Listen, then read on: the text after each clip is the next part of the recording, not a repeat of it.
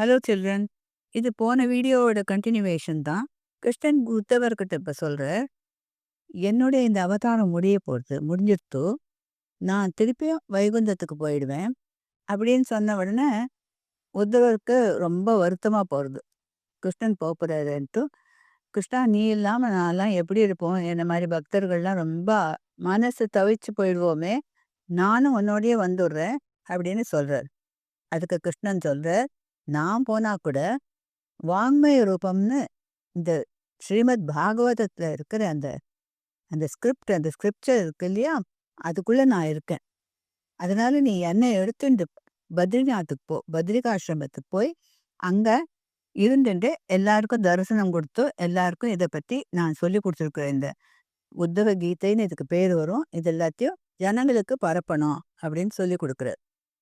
இதை தவிர நான் இந்த ஸ்கிரிப்சர்ஸை தவிர நான் எதுல இருக்கேன்னா, முதல்ல கல் விக்கிரகம், கருங்கல் இருக்கு இல்லையா, அந்த ஸ்டோன்ல சிற்ப சாஸ்திரம் எல்லாம் நிறைய, அந்த ஸ்கல்ப்சர் எப்படி ஸ்கல்ப்டிங் அது தெரிஞ்ச நாலேஜ் இருக்கிறவா தோஷம் இல்லாத கல்லா பார்த்து அதுல என்னை விக்கிரக ஃபார்ம்ல பிரதிஷ்டை பண்ணி வைக்கணும். அடுத்தது மரத்துல பண்ணியிருக்கிற விக்கிரகம். சில கோயிலெல்லாம் மரத்துல விக்கிரகத்தை நம்ம பார்க்குறோம். பூரி ஜெகநாதர் அது ரொம்ப ஃபேமஸான மரத்துல பண்ணியிருக்கிற விக்கிரகம். எவ்ரி 12 இயர்ஸ் அந்த விக்கிரகத்தை ரீப்ளேஸ் பண்ணுறான். தேர்டாக அவர் சொல்கிறது உலோகம், மெட்டல். பஞ்சலோகத்தில் விக்கிரகம் பண்ணுவா. அதுதான் நம்ம நிறைய கோவிலெல்லாம் பார்க்குறோம் உற்சவமூர்த்தியாக. ஃபோர்த்தாக களிமண்ணில் பண்ணலாம், கிளே.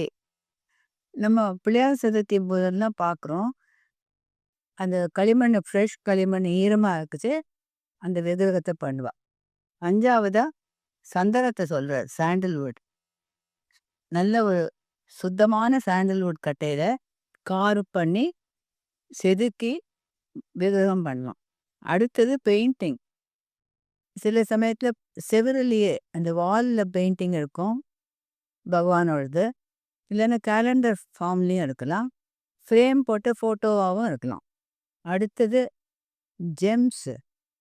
இந்த வைரம், வைடூரியம், மாணிக்கம்ன்ற ஜெம்ஸ் இருக்குது பார்த்தியா, அந்த ஜெம்ஸ்குள்ளே குட்டி குட்டியாக அதில் காரு பண்ணி பகவானோட மோல்டு கொடுத்துருப்பா. இது கோல்டு, சில்வர் அதில் கூட பண்ணலாம்.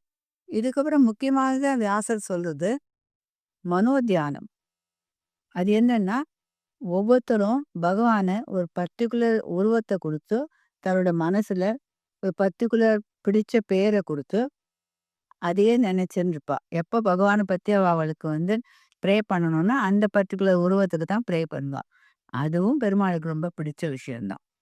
இதுக்கப்புறம் கிருஷ்ணன் தனக்கு என்ன ரொம்ப பிடிக்கும் நைவேத்தியத்தில் அப்படிங்கிறத பற்றி சொல்கிறார்.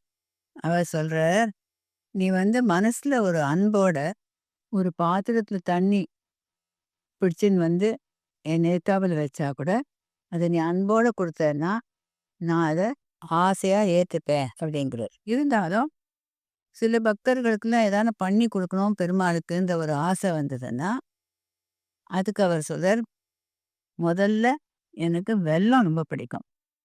நாட் சுகர், நாட் கல்கண்டு, கரும்பு சாறில் பண்ணுற வெல்லம். ரெண்டாவது பாலில் சமைச்ச சாதம், அதாவது அக்கார வடிசல்னு சொல்லுவா கோவிலெல்லாம், பால் பாயசம்னு சொல்லலாம். இது கூட எனக்கு ரொம்ப பிடிக்கும். தேர்ட் பசு நெய். அப்படியே பசு நெய்யை நான் அப்படியே கூட சாப்பிட்டுடுவேன். ஆர்கானிக் பசுவோட நல்ல சுத்தமாக எடுத்த நெய் எனக்கு ரொம்ப பிடிக்கும். அப்புறம் வட்டமான வெல்லம் போட்ட அரிசி மாவில் பண்ணின அப்பம், இது ஒரு ரொம்ப முக்கியமான நைவேத்தியம். அப்புறம் சொல்ல எள்ளை வறுத்துட்டு சர்க்கரையோடு சேர்த்து, கரும்பு சர்க்கரை அது சேர்த்து வச்சாக்க அது எனக்கு ரொம்ப பிடிக்கும். அப்புறம் நெய் சாதம் பிடிக்கும். நெய் கலந்த கோதுமை கஞ்சி ரொம்ப பிடிக்கும். தயிர், பசுந்தயிர் அப்படியே கட்டி கட்டியாக தயிரை வச்சா எனக்கு கோகுலம் ஞாபகத்தில் நான் ரொம்ப ஹாப்பியாக ஆயிடுவேங்கிறது. இதில் எதை வச்சாலும் எனக்கு ரொம்ப பிடிக்கும் அப்படிங்கிற. இதுக்கப்புறம் வியாசர் எல்லா ரிவர்ஸையும் விட கங்கைக்கு ஒரு ஜாஸ்தி முக்கியத்துவம் இருக்கு. அது எதனாலன்னாக்க, வாமன அவதாரத்தும் போது நாராயணன் ஒரு அடிய சத்தியலோகம் பிரம்மலோகத்துல வைக்கிறார். அப்போ பிரம்மா கண்ணை மூடின்னு பூஜை பண்ணிட்டு இருக்கும்போது இந்த திருவடியை பார்த்துட்டு அவர் ஞான திருஷ்டி வழியா தெரிஞ்சுக்கிறார், இது விஷ்ணுவோட திருவிக்கிரமா அவதாரம், அதுல அந்த திருவடி சத்தியலோகத்துக்கு வந்திருக்குன்னு. உடனே தன்னோட கமண்டலத்திலேருந்து பாத பூஜை பண்றார். அப்போ அங்கேருந்து தான் கங்கை உருவாருது, அது ஃபார்மேஷன் எடுத்துக்கிறது.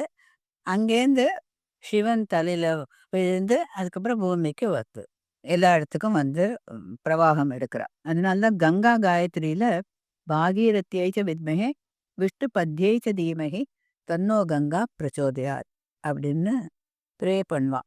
அதாவது கங்கைக்கு முக்கியத்துவம் விஷ்ணுவோட பாதத்திலேருந்து வந்ததுனால அப்படின்னு வியாசர் எழுதுறார். இதுக்கப்புறம் வியாசர் என்ன எழுதுறாருன்னா, பரீட்சித்து சுகர்கிட்ட கேட்குறான், எனக்கு அப்புறமா இந்த வம்சம் என்ன ஆகும், யாரு ராஜாவா இருப்பா அப்படின்னு கேட்குறான். அதுக்கு அவர் சொல்றார், மகாராஜா, இந்த ராஜ்யத்துக்கு நீங்க ராஜாவா இருக்கும்போதே கலிபுருஷன் நுழைஞ்சாச்சு. உங்க வம்சத்துல லாஸ்டா நந்தன்றவன் க்ஷத்ரிய ராஜா இருப்பான். அவனோட இந்த டைனாஸ்டி முடிஞ்சு போயிடும். அவனுடைய கடைசி காலத்துல சாணக்கியன் அப்படின்னு ஒரு பிராமணர் பிறப்பார். அவர் அந்த பிராமணன் ரொம்ப பிரில்லியன்ட், பொலிட்டிக்கல் இன்டெலிஜென்ஸ் எல்லாம் ரொம்ப இருக்கிறவர். அவரை கௌட்டில்யன்னு கூட சொல்லுவா. அவன் ஒரு கிங் மேக்கர். அதனால இந்த நந்த வம்சத்தை அழிச்சிட்டு சந்திரகுப்த மௌரியன் அப்படிங்கிற ஒரு ராஜவம்சத்தை அவன் கிரியேட் பண்ணுவான். குப்தா டைனாசிட்டி ஆரம்பிக்கும் அப்படின்னு எழுதுறாரு. இது இவ்வளோ வருஷத்துக்கு முன்னாடி வியாசர் எப்படி அதை ஃபோர்ஸி பண்ணி எழுதியிருக்காங்கிறத அதுக்கப்புறம் அந்த ஹிஸ்ட்ரி புக்ஸை நம்ம கம்பேர் பண்ணி பார்த்தோம்னா மோரார்லெஸ் சேமாகவே இவெண்ட்ஸ் நடந்திருக்கு. இதுக்கப்புறம் பரீட்சித்தோட டைம் அந்த கடைசியிலேயே கலி புருஷன் உள்ள நுழைஞ்சாச்சு. அதனால கலியுகம் ஆரம்பிச்சாச்சு. கலியுகங்கிறது 4,32,000 இயர்ஸ். அதில் 5,020 இயர்ஸ் தான் ஆயிருக்கு. இது முடிஞ்ச பிறந்தான் பகவான் கல்கி அவதாரம் எடுத்துப்பார். இப்போவே நம்ம கலிபுருஷனோட எஃபெக்டை பார்க்குறோம். அதுக்கு எக்ஸாம்பிள் நியூஸ் பேப்பரை திறந்தோம்னா நல்ல நியூஸ் ரிப்போர்ட்டை விட கிரைம் ரிப்போர்ட்ஸ், சீட்டிங், இரெகுலாரிட்டிஸ் இந்த மாதிரி நியூஸ் ஐட்டம்ஸ் தான் நிறைய இருக்குது. இப்போ பரீட்சத்துக்கு சுகர் ஒரு லிஸ்ட் கொடுக்குறார், கலியுகத்தில் என்னென்ன நடக்கும்னு. அது என்னென்னு பார்த்தோம்னா, முதல்ல அவர் சொல்கிறார், பணம் தான் பிரதானமாக இருக்கும், காசே தான் கடவுளடா, இதுதான் மந்திரமாக இருக்கும் அப்படிங்கிறார். அடுத்தது பெரியவாளால் நிச்சயம் பண்ணுற வெட்டிங்கெல்லாம், கல்யாணமெல்லாம் குறைஞ்சி போயிடும், எல்லாம் லவ் மேரேஜஸ் தான் நடக்கும். அதுவும் இப்போல்லாம் நவடேஸ் இன்டர்நேஷ்னலாக இன்டர்நெட் வழியாக மேரேஜஸை அவளே ஃபிக்ஸ் பண்ணிக்கிறா. டிஃப்ரெண்ட் நேஷ்னாலிட்டிஸாக கூட அது இருக்கலாம். அடுத்தது எந்த பிஸ்னஸாக இருந்தாலும் அதில் ஒரு ஆனஸ்டி இருக்காது, ஒருத்தருக்கு ஒருத்தர் சீட் பண்ணுவா. அண்ட் ஆனஸ்டி, சின்சியரிட்டி இது எல்லாத்தையும் மணி கொடுத்து வாங்க முடியும். அப்படின்னா என்ன அர்த்தம்? பணத்தை கொடுத்து கரப்ஷன் நடக்குங்கிறோம். தினமும் குளிக்கிறது நின்று போகும், சுகாதாரம், சுத்தம், கிளென்லினஸ், ஜென்ரல் ஹைஜீன் இதெல்லாம் போயிடும். அப்புறம் அந்த காலத்தில் மென் அண்ட் விமன் நிறைய ஜுவல்ஸ் போட்டுப்பா. அது நம்ம அந்த கோவிலில் இருக்கிற அந்த ஸ்கல்ப்சர்ஸ்லாம் பார்க்குறோம். அந்த மாதிரி ஜுவல்ஸ் போட்டுக்கிறதெல்லாம் குறைஞ்சி போயிடும். ஆனால் நிறைய பணத்தை செலவழித்து பியூட்டி பார்லர், ஹேர் ட்ரெஸ்ஸிங் இதுக்கெல்லாம் ஸ்பெண்ட் பண்ணுவா அப்படிங்கிறது. இதுக்கு அடுத்தாப்புல எல்லா ஹியூமன்ஸுக்கும் கர்வம் ஜாஸ்தியாக இருக்கும், ஈகோயிஸ்டிக்காக இருப்பா. அதனால விட்டு கொடுக்குற மனப்பான்மை, அட்ஜஸ்ட் பண்ணுறது, டாலரன்ஸ் இதெல்லாம் குறைஞ்சுட்டே வருங்கிறார். அப்புறம் ரூலர்ஸ், நாட்டு ஆளரவா, இந்த காலத்துக்கு பாலிட்டிஷியன்ஸ்ன்னு சொல்லணும், அவள்லாம் ரொம்ப செல்ஃபிஷாக இருப்பா, நேர்மையான அரசியலாக நடத்த மாட்டா. இதனால ஜனங்களுக்கு ஒரு சமூக சேவை செய்யணுங்கிற அந்த பாலிசி, அந்த மனப்பான்மையே குறைஞ்சி போயிடும் அப்படிங்கிறார். இதுக்கப்புறம் நாத்திகம் வளருங்கிறார். அதாவது கடவுளே இல்லைன்னு சொல்லுவா, தனக்குன்னு ஒரு குரூப்பை வச்சுருந்து இதை கிளப்பி விடுவா. அதோட இன்னும் சில பேர் ஃபால்ஸ்ஹுடா, போலித்தனமா கடவுள் பேரை சொல்லிட்டு தன்னை சுற்றி சில பேரை சேர்த்துண்டு ஃப்ராட்ஸ்டர்ஸாக இருப்பா. ஆசிரமம் ஒண்ணு வச்சிருந்து ஜனங்களெல்லாம் ஏமாத்துவா. அப்புறம் மழை காலாகாலத்துல நன்னா பெய்யாது. பெஞ்சா நெறைய மழையா வந்து ஒரே ஃப்ளட்ஸ் ஆயிடும். இல்லன்னா மழையே இல்லாம ஃபேமின் ஆயிடும். பஞ்சம் ஏற்படும். இதுக்கப்புறம் சுகர் சொதர் பசி பிணி ஜாஸ்தி ஆகுங்கிறது. பசின்னா நம்ம பார்க்குறோமே இப்போ. புதுசு புதுசா ஏதாவது ரெசிபீஸ ஃபாலோ பண்ணணும். புதுசு புதுசா சாப்பாடு பண்ணி சாப்பிடணும். அப்படிங்கிற அந்த ஒரு மனசுல அப்சஷன் வச்சுண்டு எல்லாரும் அதுலயே மனசு, பணம், கவனம் எல்லாத்தையும் செலவு பண்றத பார்க்குறோம். இதனால என்ன ஆகுது? பிணி ஜாஸ்தி தான் ஆகுது. பிணின்னா வியாதி. இப்ப பார்க்குறோம். வியாதி எங்க கண்டாலும் ஜாஸ்தி ஆயிருக்கு. எங்க கண்டாலும் ஹாஸ்பிட்டல்ஸ், டிஸ்பென்சரிஸ்லாம் நெறைய இருக்கு. டாக்டர்ஸ்லாம் நெறைய பணம் பண்றா. இந்த லேப்ல இருக்கிற ரிப்போர்ட்ஸ் குடுக்கறதுக்கு அது ஒரு ராக்கெட்டா பண்ணிட்டு அவ நெறைய அவளும் பணம் பண்றா. இதெல்லாம் நம்மளே பார்க்குறோம். இத தவிர வியாசர் எழுதாம, சுகர் சொல்லாத ஒரு பாயிண்ட். அது என்னன்னா, technology, digital age, artificial intelligence இதெல்லாம் வரும். இதெல்லாம் வந்தா சொசைட்டியோட கனெக்ஷன், கம்யூனிகேஷன்ஸ், வேலை பண்ற விதம், லைஃப் ஸ்டைல் எல்லாமே சேஞ்ச் ஆயி, கிரியேட்டிவிட்டி எல்லாம் போய் லேசியா ஆயிடுவா. அப்படிங்கிறது தான் நம்ம அப்சர்வ் பண்ற ஒரு பாயிண்ட். இதுவும் ஒரு கலியுகத்தோட எஃபெக்ட்டா நம்ம பார்க்க முடியும். இப்போ இந்த மாதிரியே 4,32,000 வருஷம் ஆன உடனே ரொம்பவும் அதர்மம், அக்கிரமம்லாம் ஜாஸ்தி ஆகுச்சு. பகவான் கல்கி அவதாரம் எடுப்பாருங்கிறது அவர் எழுதுறாரு. கடைசியில இது எல்லாத்தையும் ஞான திருஷ்டி வழியா நாரதரும், இன்னும் சில ரிஷிமுனிகளும் பார்க்குறா.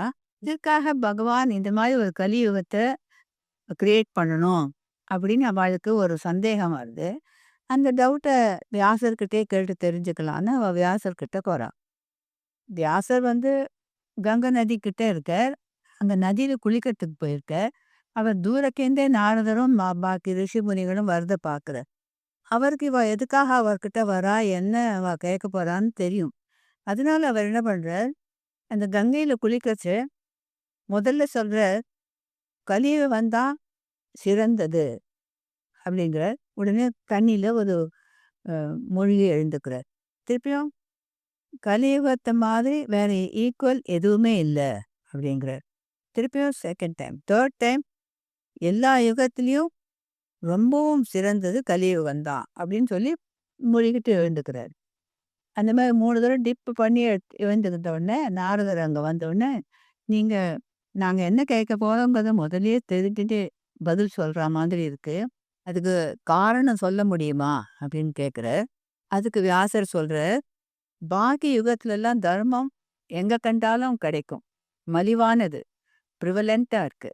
ஆனால் கலியுகத்தில் அதர்மமே நிறைய இருக்கிற இடத்துல தர்மத்தை தேடி பிடிக்க வேண்டியிருக்கு. அந்த மாதிரி ஒரு காலத்தில் யாராவது பகவான் பேரை சொல்லிண்டு கோவிந்த நாம சங்கீர்த்தனத்தை பஜனை பண்ணிண்டு கோவிலுக்கு உற்சவங்கள் பண்ணி தர்ம காரியங்கள் எல்லாம் நிறைய இன்க்ரீஸ் பண்ணி அதை பண்ணிட்டு இருக்காருன்னா அதுக்கு மதிப்பு ரொம்பவும் ஜாஸ்தி. அவளுக்கு மேக்சிமமாக புண்ணியங்கள் கிடைக்கிறது. பகவான் பேருக்கு கலியுகத்தில் அவளுக்கு மோட்சம் உண்டு. அதனால இந்த யுகத்தில் பிறக்கிறது ரொம்ப புண்ணியமான ஒரு காரியமாகும். பாக்கி யுகத்தில் பிறக்கிறத விட கலியுகத்தில் பிறக்கிறவா ரொம்ப புண்ணியம் பண்ணவா. இதெல்லாம் அவளுக்கு ஈஸியாக கிடைக்கிறது. புண்ணியம் ஈஸியாக கிடைக்கிறது. பகவான் நாமத்தை சொல்கிறதுனாலேயே புண்ணியம் கிடைச்சிடுறது அப்படின்னு சொல்கிறாரு. அதனால நம்ம எல்லாருமே புண்ணியம் பண்ணவாதான். நம்ம பயப்படவே வேண்டாம். நமக்கு எல்லாருக்குமே புண்ணியம் கிடைச்சிரும். இதோட ஸ்ரீமத் பாகவத புராணம் நம்ம முடிச்சிடுறோம். அடுத்த வீடியோவில் பார்க்கலாம்.